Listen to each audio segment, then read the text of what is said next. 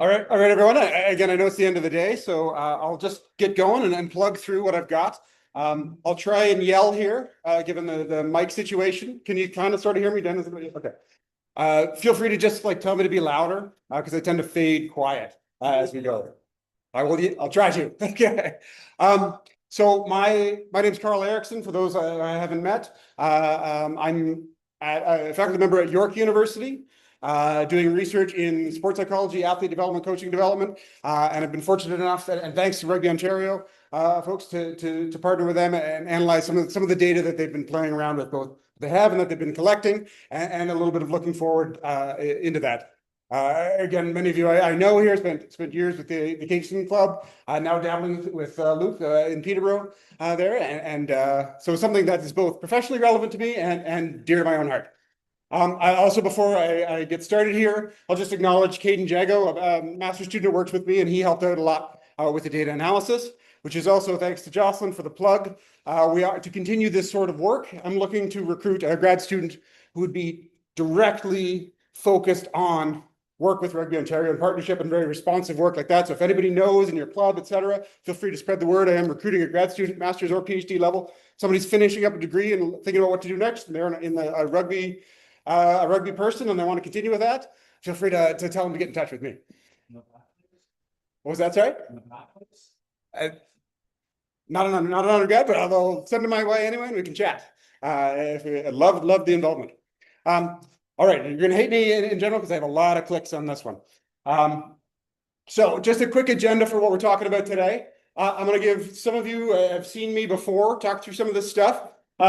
I was mostly talking about the registration and participation data in this previous talks. So I'll give you sort of a quick update just as context. Very, very short on that in terms of some of the previous stuff I presented before, sort of, again, really, really high level. I'm going to be spending most of the time today talking about the Rugby Ontario, the member retention survey from this past year. So you might have gotten some emails and gone around. We're analyzing that. It will be, just for the sake of time, sort of a view from 10,000 feet kind of idea, just some big picture ideas. And the whole point here is not to make sort of any definitive claims, but just to get the conversation started, right? And to understand what's going on, what's happening with our members, how we can best serve our members and keep them both coming in the door and then keep them there once we've got them. Caveats on this: our data is only as good as the responses we get. So these numbers went up from the first year. I'll explain this in a bit, but I would highly, if you're interested in this stuff, if you want to see more of this sort of stuff, or you want to see deeper analysis, number one, we're going to spend some time talking about that at the end here, hopefully, so you can kind of guide how we approach this data and what we pull from it. But also, again, if you want more, if you can encourage your members, and for the folks on the call there, encourage everyone to, when you see these surveys come out, encourage all your members to complete them. Because again, we can only work with the data that we have. Okay.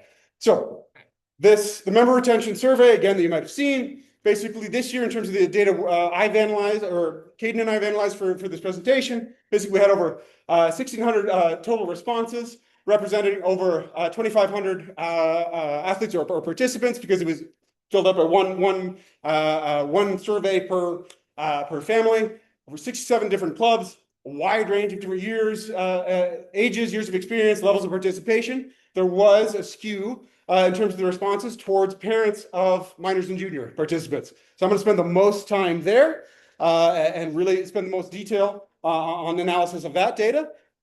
But again, I'd say if you're interested in the other levels, encourage you to plug with your clubs. The more responses we get, the more we can tell you about that sort of element. Yeah, and so again, I mentioned that. So I'll be telling you the general level view from 10,000 feet view of what's going on here. Again, the whole point is to spark conversation to see how does this relate to what's going on in my club, or what's happening that we're seeing with our membership. Love the Play HQ response there, that now you can actually do that. Right? That it sounds like it'll be built. So you can just like generate the reports, generate the data relative to the stuff we have here. So that seems like a great integration. Again, I will plug that.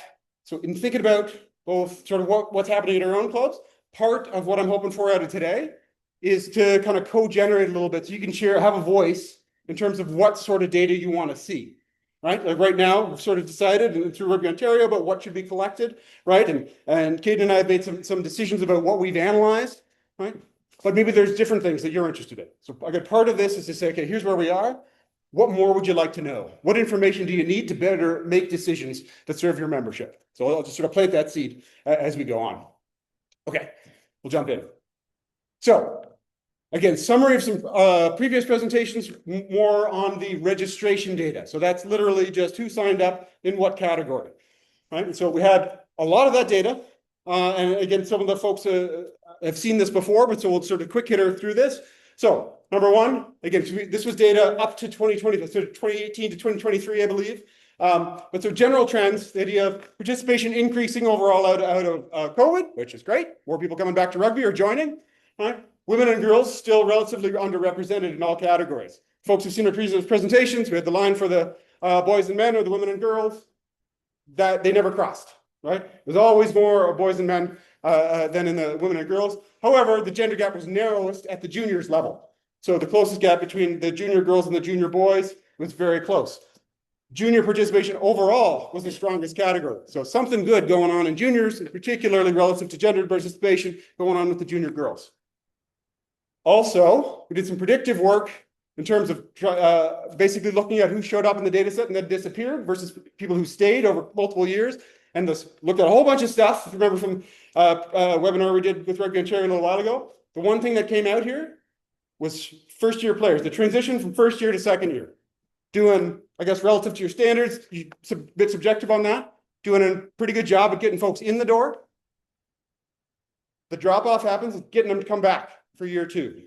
If you can get them to come back for year two, they tend to stay, right? So that's the key thing that came out of this registration data, is if we can get them in the door, what experience do they have in that first year so that they decide whether to stay or whether to go. That was the strongest one. Above all the other stuff we looked at, that was it. Drop-off was highest in the first year to second year ratio. So what needs to happen for those first year athletes or anything, or any role that makes them say, this is something I want to be part of and this is something I want to come back to. Okay? So that's our big picture context for us to analyze the self-reported information that comes up next.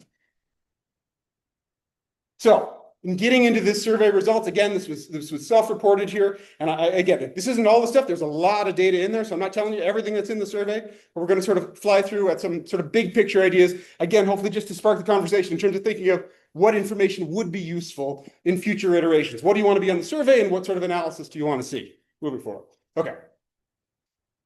So we focused on two outcome items here. So the things we're looking at. And there were two, if you remember the survey, rating of 0 to 10. How likely is this member, so it could be both the person responding for themselves, or it could be the parent responding on child A and child B and child C, et cetera. How likely is that member to re-register for 2026, so the following season? It's basically an intention to return. How likely are they going to say yes and sign up again? We also looked at how likely are they to recommend for someone new, say this is a thing that's worth doing and you should try it. They weren't in there. So those were our key outcome members. So that's what I'll be presenting today. It's relative to that re-registration intentions and or other recommendations. Some nuance there. I'll get to that in a second. So overall trends. I'm going to tell you, these are like big, super macro level ideas here, but these are big things that came out across all levels across. So sort of kind of the take-home messages a little bit, but then we can get into the nuance. So in general, good news. At least from the folks who responded to the survey. That's always a caveat with any survey-based research, but there's a fairly big sample relative to these sorts of surveys. And overall, really high intentions to return. Like on the scale of 10, and you'll see the way I presented it in a second with distributions, the 10, the highest, want to return, definitely going to re-register, way higher than anything else across every single item that we looked at. Okay, so in general, good news. The returning, so intention to return, and I would recommend this, really highly correlated, right? Basically 1-to-1 with one exception, which I'll get to at the end. So basically, if they were likely to return, they were almost exactly that likely to recommend it to someone else, right? Which highlights, I think, the importance of the immediate experience, right? So we had some instances, but very rare, where someone was like, you know, I didn't have a good year this year, but I'm going to come back anyway. So I'm a big part of this club. For most folks, if they had a good time, they were likely to come back. They were likely to recommend it. What happens in the moment matters. And to me, that links to that first year dropout thing. Whatever happens in that experience determines whether or not they want to come back, right? Another, for our purposes here, the fact that they're highly correlated allows me to simplify a little bit. So unless I specify otherwise, I'm going to be talking about intentions for the return. So they're direct returning. Did I say I'm going to come back and re-register for next year? Right? And that the patterns are exactly the same, except for one exception, in terms of would recommend to other folks. Okay? There was also, if you remember from the survey, some sort of like type in some answers we call qualitative input there. Across the board, mostly positive experiences. Right? In those positive experiences, the sense of community comes through loud and clear, right? Like being part of something. If it was positive, it's because people felt like they were part of a community, and they really mentioned a welcoming, inclusive club environment. And they noted it when they didn't feel that, as if that was something that was lacking, something they were looking for but didn't get.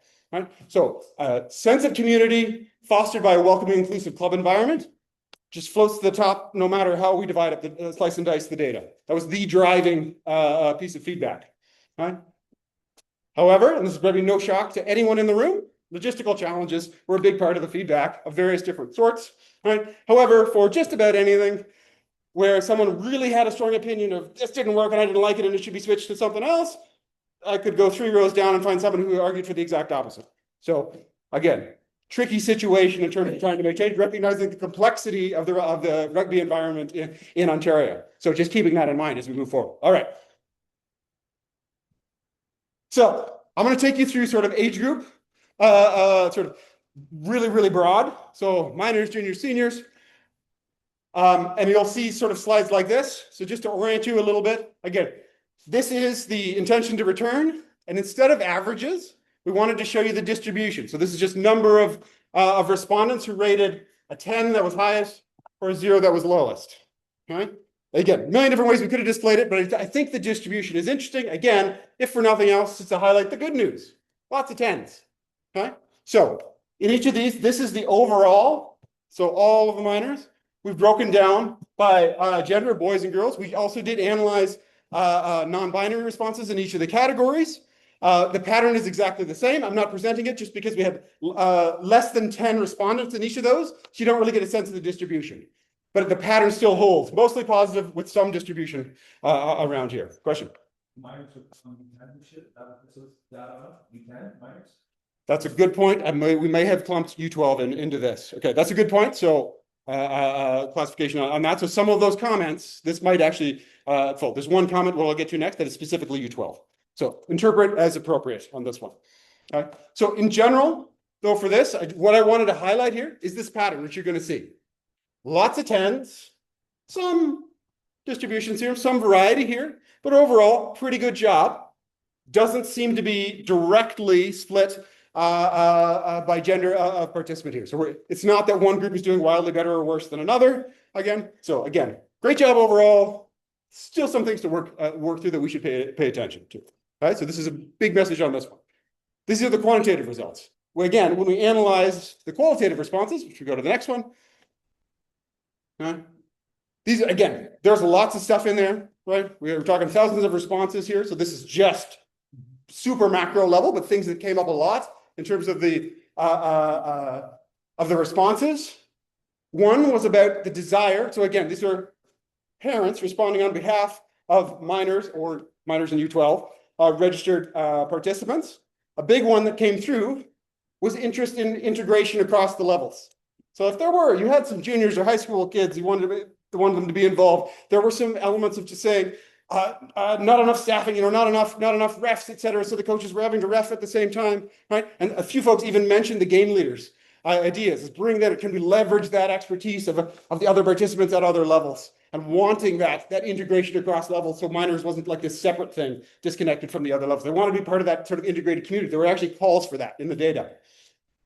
Unsurprisingly, scheduling and coordination were listed as challenges.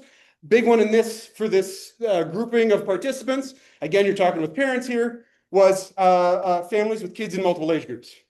So when they were on different nights or the festivals went in different places, that became a challenge for a lot of them. So that was a big thing. Loved the experience, wanted to do both, but they're just being pulled in different ways. So again, I may not have any detailed answers for you here, but just noted that was a challenge in life for parents in this age group. There was a clear division, and I know this has been subject of discussion, probably has been for years, right, in interest in contact. Very much a sort of a bimodal distribution, roughly, right? With lots of parents reporting, "Oh, my kid is just, can't wait to get into contact and loves it," and the other directly saying, thinking about dropping out, going to have to go into contact next year, really scared of that, not really sure what's going on, right? So both of those camps exist, right? And really strongly in the data, both of them there, right? Again, to your point here, U12. So again, apologies for the misclassification. Hopefully this can be taken on its own. Hugely strong response. And again, I'm not sure the details. You can correct me if I'm misstating what was actually happening. But in the all girls programming at the U12 level, massively strong positive responses. I don't quote me on this, but I'm pretty sure I didn't see a single negative quote of a parent of a girl who participated in it. And they may have been neutral or just didn't mention it, but many, many, many positive responses. So we're talking about, as we come out to the end of the minors here, we're talking about some differences in understanding of opinion and what's wanted in terms of the experience for these athletes as they move forward with their career. Okay. I'm just keeping an eye on time here. So juniors,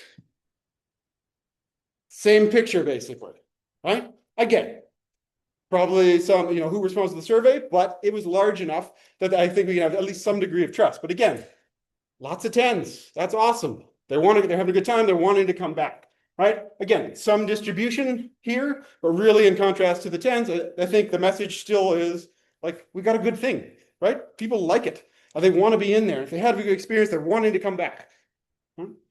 So we can add nuance to that. So I'll ask for now we flip to the qualitative responses.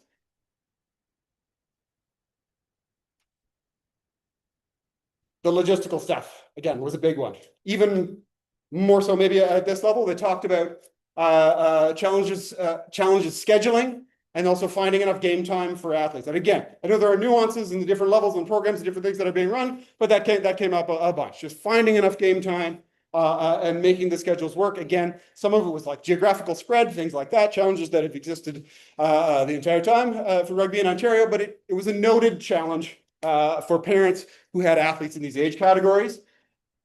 This is an interesting one, I think, and we've actually chatted informally a bunch of this. A lot of comments in the age group on this one about I'll say requests for continued referee development. Some were not so politic in their responses there. We got some very honest answers. However, and this is where I'll go slightly aside here, I'm not going to spend a lot of time in the other roles in the senior programs. When we looked at the referees specifically, really high rates of talking about referee abuse and being frustrated with the experience they're having, right? So we have people complaining, but also folks saying it's not a positive environment here. Sorry, so I'll hand first there and then we'll go there. Sure.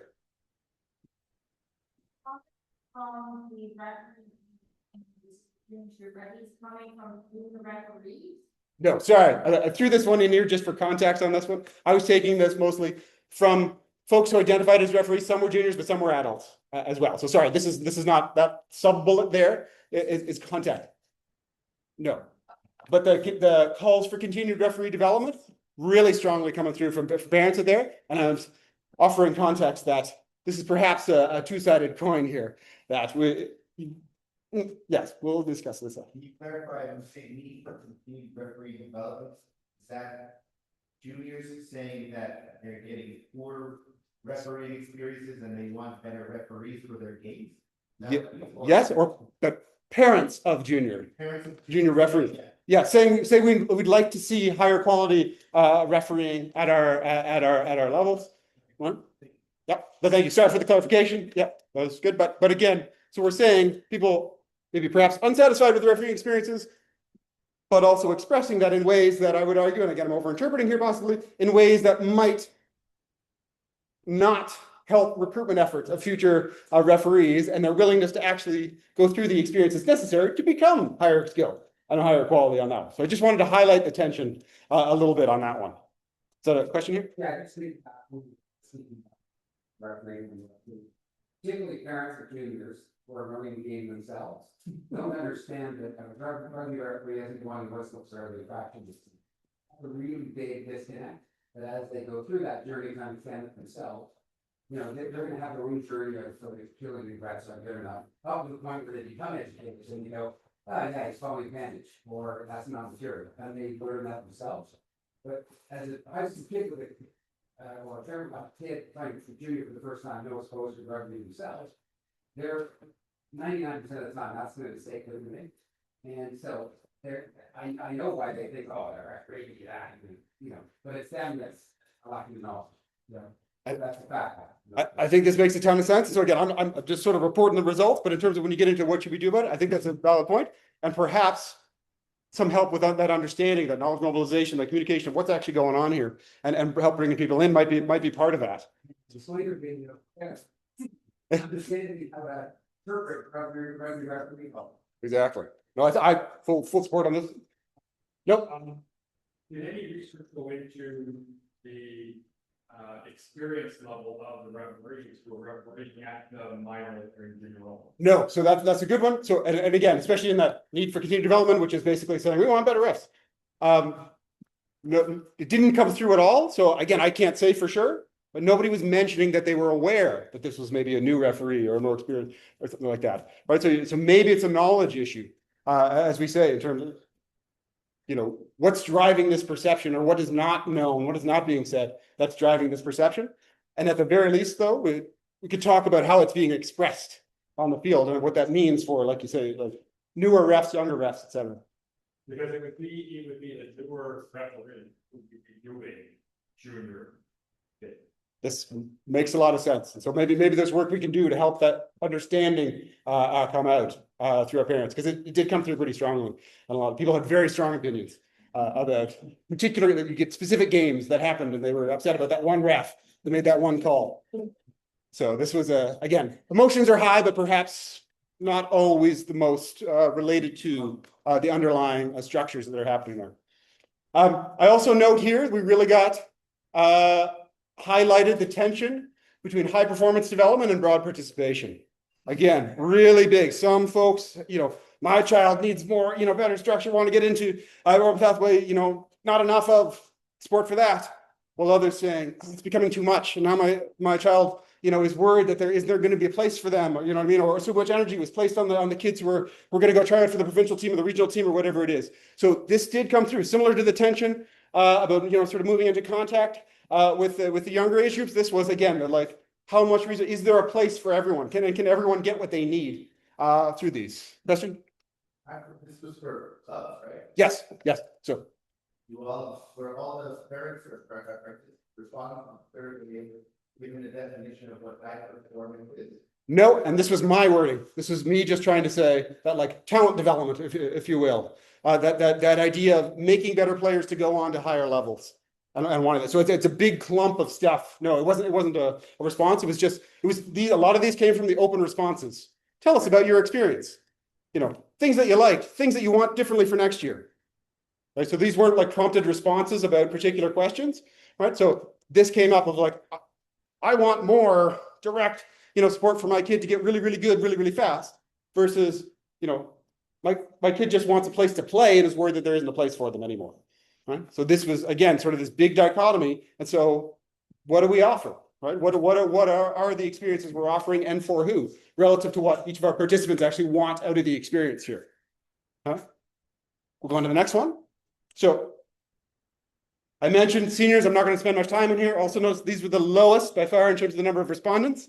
So I don't want to overinterpret. Just to say that, again, similar pattern coming through. We may have some distribution sliding a little bit down this way, but I won't dig too much into that. Again, lower response rates at the seniors level than at the minors and juniors. Did also look at mixed abilities and registered non-contact options. However, there were less than 10 respondents in each, so I don't want to overinterpret here, because the response rate was pretty low on these. And again, just to highlight, response rates are low, so it didn't make sense to graph them out, but non-binary respondents, same rough pattern here, much as you could have a distribution with lower numbers. All right, so now just some targeted questions addressing some sort of clumpings of folks, right? And different ways of organizing this data. Right? So don't directly, for the next couple of slides here, don't directly have a lot of qualitative quotes, because this was sort of us deciding on clumping. So we didn't ask participants to reflect on this particular element of their participation, But one possible distinction was looking at families that just had one respondent. So, one senior player or a parent of one child playing rugby versus families and so respondents who had multiple participants in their family, right? So maybe it's multiple kids, or maybe it's kids plus parents involved in different ways, right? And by and large, roughly the same, right? So I'm saying not much going on. I will point out, and I think if I click again, maybe, it's tiny, right? So I don't want to overinterpret this. We have a lot of numbers, so this helps, but there is a statistically significant difference between the two groups. It's very slight, so I'd say don't read too much into the stats, but it's maybe just a food for thought in case. There's an ever so slight increased likelihood of single participant households rating in these lower ends here. Okay? So again, not dramatic. It's probably not driving the ship in our experiences here, right? But maybe food for thought, right? That if you don't have the benefit of like, well, older siblings went through, or parents been a club member for 30 years, et cetera, right? That we might have to work just a little bit harder with these single participants to give them a reason to stay, right? When there aren't the other driving factors, the family factors of this is something we do together, right? So just noticing it again. We can discuss what the sort of action items potentially are for this. And again, I don't want to overinterpret it. It's tiny, but it is there, right? So thinking about how do we need to relate? How does our programming support those who have a whole clump of folks showing up to the rugby club over various times versus they're the only one and they're deciding if they should continue being that only one. If that makes sense. Okay, next one. And this is the last sort of major comparison here. This is the non-player roles. I'm jumping out of the minors and juniors stuff now, right? So these are mostly, not exclusively, right? But so these are people who, in their sort of declarations, listed multiple non-player roles. So coach and match official, or coach and board member, et cetera, right? Versus people who had only one. So this is the single non-player role category here, right? So again, they were just a coach, or they were just a match official, or they were just a board member. These are folks who did a bunch of stuff for the clubs. They're the ones wearing multiple hats, right? Again, pretty similar pattern. Overall, again, great responses. Things look pretty good. If we look a little bit closer though, this is the one place, and again, I don't want to push this too hard. It's a small effect, but it is there, right? This is the one place where there was a distinction between, are they going to do it again versus would they tell somebody else to do it, right? You'll notice there's a lot more of these non-10 scores. Well, not a lot is relative, but there are more scores that aren't 10, right? Compared to would they do it again, right? So they're committed. They're going to do it. They're going to come back. But maybe they think they wouldn't tell their friend to do it, right? Again, I'm not pushing that too far. There's still lots of 10s here. We're thinking, so what does that mean in terms of what we're asking, right? Of our folks in these support roles, these non-player roles, right? So again, we were thinking maybe the multiple role or the single role might be the difference. It turned out to be would I tell someone else to do it? Would I recommend it to someone else? So they're already in. But again, if we're talking about, if we're going to grow the game and we need more coaches, we need more board members, right? More match officials, right? If the folks we have in there wouldn't recommend it, and again, that's a too strong a statement. It's there. But we need to think about what is that experience, right? What are they having? And what can we do to support them so that they'd say, oh yeah, come on, it's awesome. This is great. You should definitely do this. Put on another hat, et cetera. Does that make sense? Well, again, I'm not pushing it too hard. Still lots of 10s, right? But it's one of the places where that distinction opened up. So we've got committed people who wouldn't necessarily, or would recommend it less than they themselves are willing to do. So possibly some interpretation there. Okay. So in sort of summarizing and getting to our forward-looking next steps, and I'd love to hear from the folks in the group in just 1 second. We're going to chat about this a little bit. So you're going to be really annoyed. I'm going to have some clicks going through here. So slide, if you've seen me do these presentations before, I always have this bullet point on here. All right, because again, it's like I'm giving you the macro, right? In terms of actionable items, it might come down to, okay, so how much does this represent what's happening at my club, right? Or not, right? To help us allocate choices. This is something that needs attention, something we should devote energy to, right? Or not. And the question is, well, how do we know? right? How do we know what's happening? Again, I put a big plug. I didn't know this was coming, but I zeroed in on the Play HQ where you can generate those reports. If you can get that data, right, you can understand what's happening. Are we losing particular athletes in a particular age group over time, et cetera? You can start tracking that stuff. It sounds like pretty easily now, right? So you can actually start checking this stuff. You can look at those things that might be important for us, okay? Rough summaries here, but again, this is my interpretation. Don't be limited by this, but thinking through what this all means, right? What are the takeaways I get, at least at the macro level? Because people who love rugby really love rugby. We got all the tens, we got all this. It was super amazing, right? We got all the like amazing community, super inclusive clubs, right? We've got a thing, we've got a good, secret sauce going on with rugby that we can potentially leverage. So going to the strength, the SWOT analysis, right? There is a thing that people really like when it goes well, right? Again, and that inclusive supportive culture as a strength keeps coming up in all these open-ended responses, and it's also noted if folks didn't feel that. Right? Again, to highlight the push to the idea that it seems to me that one of the major messages here is that immediate experience matters, right? If someone has a bad year with a coach they don't like, or they felt they got ignored, or they felt the playing time wasn't fair, they might not come back, right? So that the quality of our programming in the year that we're offering matters to the experience of the individuals, right? Seems like we need more people to coach, officiate, manage, right? So what can we do to support that either player to non-player roles or player non-player in addition to player roles? How can we bring folks into the larger capacity, the larger sphere of what it means to be involved in a rugby club and to support this thing that we all love to do, right? Noting that, and again, this came up pretty strongly again, both in the minors and in the juniors, not everybody wants the same thing, right? We can't assume that just the one thing that we do is what everybody else wants to experience, right? So to what degree, and again, this might be some strategizing, thinking back to sort of, some of the talks today, what capacity do we have? Do we need to emphasize one thing or another? But to the degree that it's within our power, right? What can we do to make sure that there are spaces for everyone, right? In terms of what they want, whether that's, non-contact or more recreational elements, et cetera, right? Because there was a significant chunk of our respondents who wanted that, but that wasn't everybody either, right? It's two different things, not a mushing in the middle, a little bit of either, right? So understanding what can we do with our programming offerings to try and meet these different needs of different folks who want to be involved in rugby and want to stay involved in rugby. They just want there to be a place for them. If that makes any sense. So now what I'd like to do, keeping an eye on time here, just for a couple minutes, right? I'm going to ask everybody to clump up a little bit, however you want, right here, and just think through, right? So again, this was just broad strokes. It wasn't even all the data we had from this year, right? Of any of these findings, anything we poked at, what does it make you think of? What resonates with you, right? What might be relevant to your club, right? But also, what else do you want to know, right? If we run the survey in future years, what do you want questions to be asked there? What sorts of analysis, what sort of data would actually help you make choices about how you want to spend time, money, energy, resources, et cetera, for your clubs? So we want to think about, again, if you're going to make decisions, hopefully based on something, data can be one of those things, right? What information would actually be useful, right? So it's not just a random survey that happens every year and just becomes a task, right? We want to make this something that will actually speak to informing decisions for you at the club level. If that makes any sense. Good?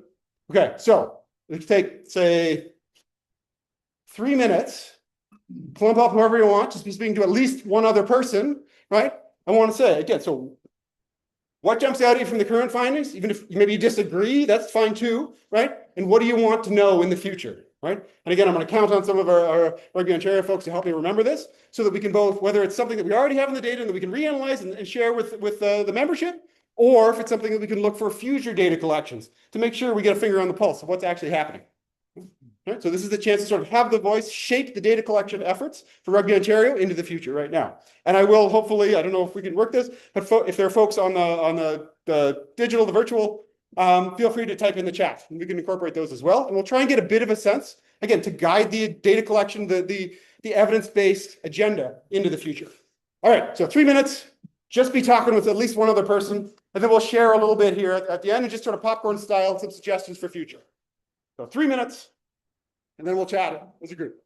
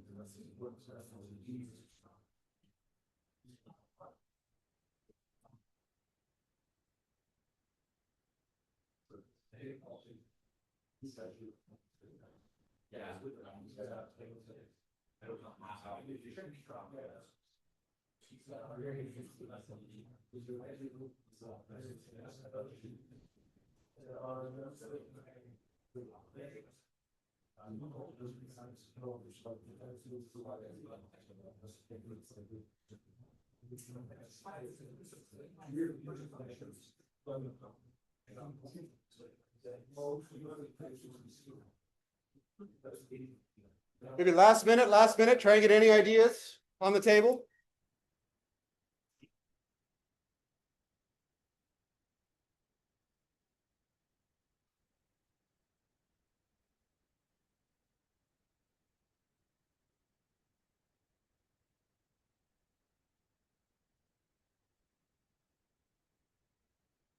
Echo, could you see if there's stuff in the chat? Is there anything in the chat there? It's okay if it's not, I just, like, is that visible for you? So there's just been one message so far. Okay.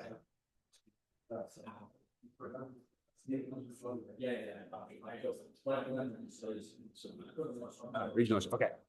That's good. Can you remind me if I forget? All right, last 10 seconds and let's wrap it up. And these are certainly conversations we can continue. All right, so in the last few minutes here, I'd just love to hear. Let's just see, sort of get a sense of the vibe. And again, I'll try to remember this. We'll call the RO folks to help out. Remember this. Because again, some of these things might be just, ideas you want to explore the membership. Some of these things might be, directions that we can analyze with data we already have. Some of these things might inform the future survey. Again, survey doesn't just have to be a thing that goes out and stuck, right? It's a living document that can be defined by the membership in terms of what's actually going to be useful. So what kind of stuff came up? So we'll go there, there, and there, and then there. So 1, 2, 3, 4. Bottom line, the non-player.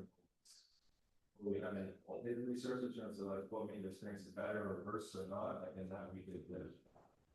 I think that's a great one because again, that was sort of an after the facts distinction of dividing them up. But I can certainly dive in and see if there are more specifically targeted to what is the nature of the experience there. And that's also a great one of like we can allocate more space and time, more directed questions in future surveys. So like what's going on, what would keep people in, make a good experience versus drop them out. Awesome, thank you, great stuff. So right, we'll jump to you and then we'll come up. We have already looked at, once you get people to come back first year, we kind of got the most kind of.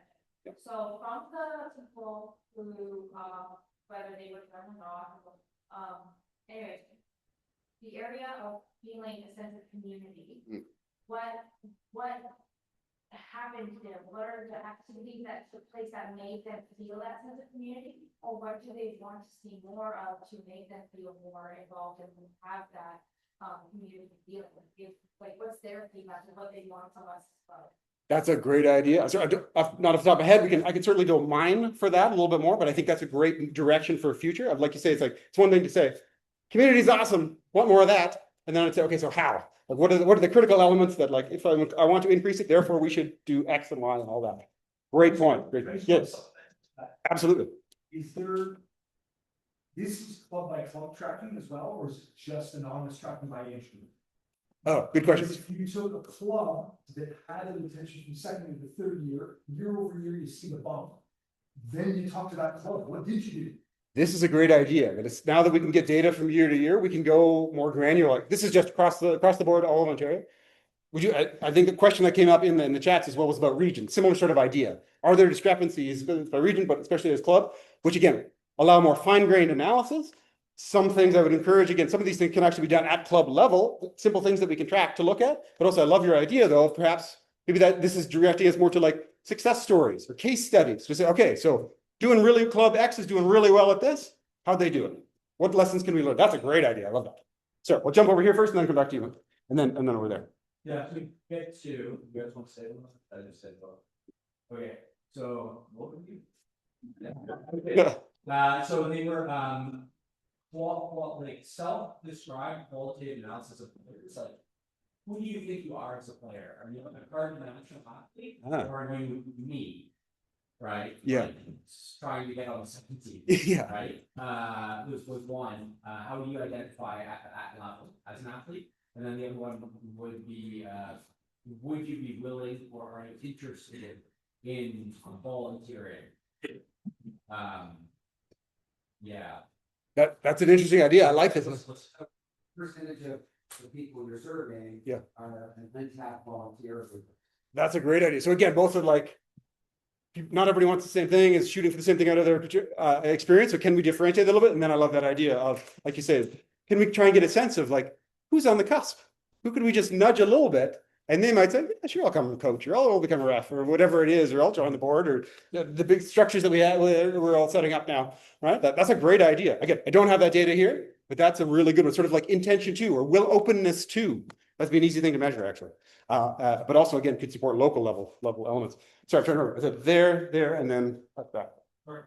Is there any research into or surveys on just parents who aren't necessarily members of the club, but bring their children to the club, like, in terms of how do we have them, what is their experience, and if it's a positive experience, that will obviously hopefully help the child in retaining the next year, or a negative.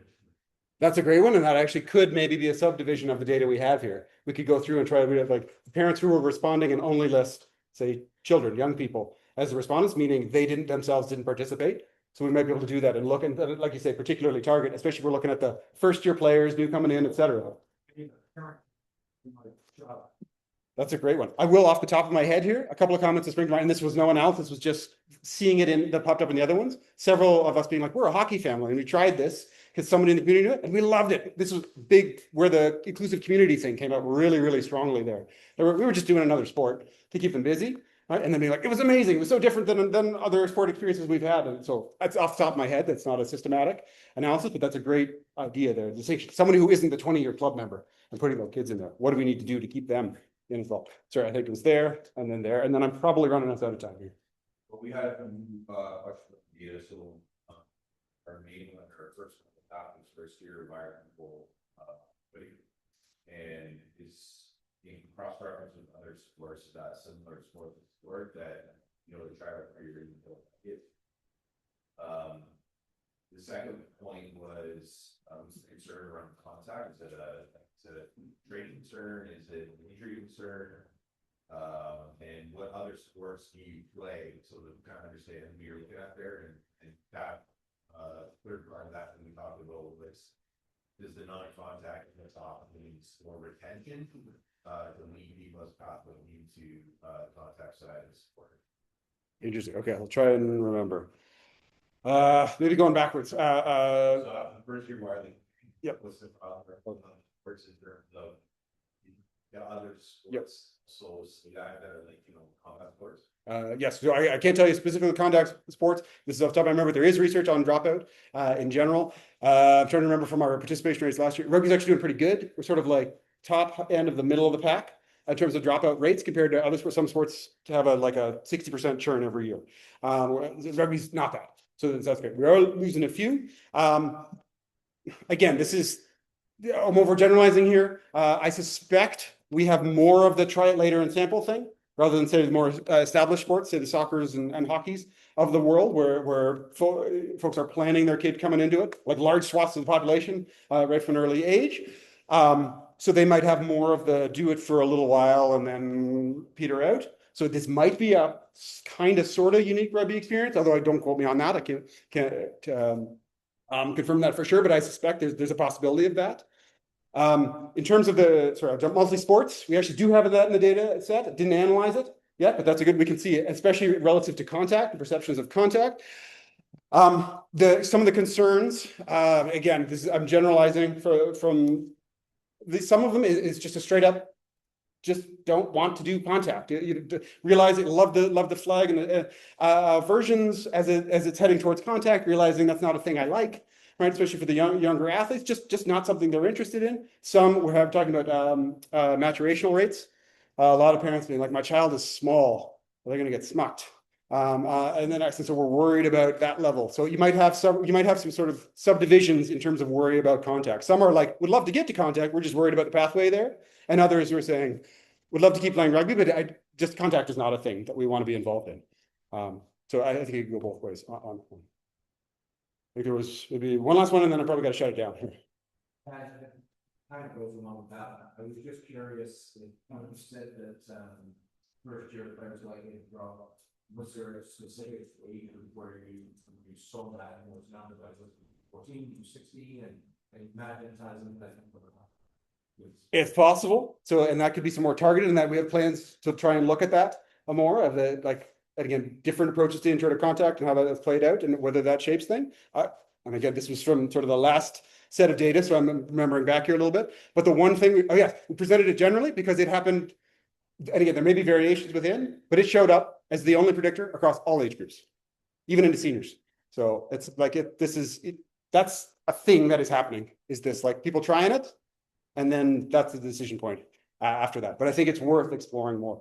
So I think seems like there's more, but I think I've run us out of time on this one. I'd love to chat more. I just don't want to keep it, but I'm happy to chat. I'll be around, and we can keep having chats like this to inform what's going on. So thank you very much. That's all I have.